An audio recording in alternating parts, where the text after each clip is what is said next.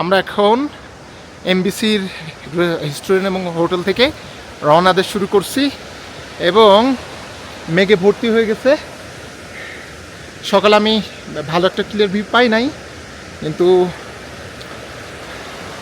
এখন আশা করি আমরা এবিসিতে যাচ্ছি।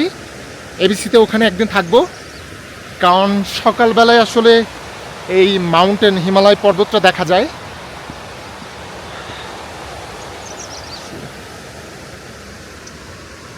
আমার গরমের কাপড় নিয়ে এসে শুধু একটা মাফলার ছাড়া। শীত এখানে প্রচণ্ড, মানে আপনি দাঁড়াইলে শীত অনুভব করতে পারবেন, কিন্তু হাঁটলে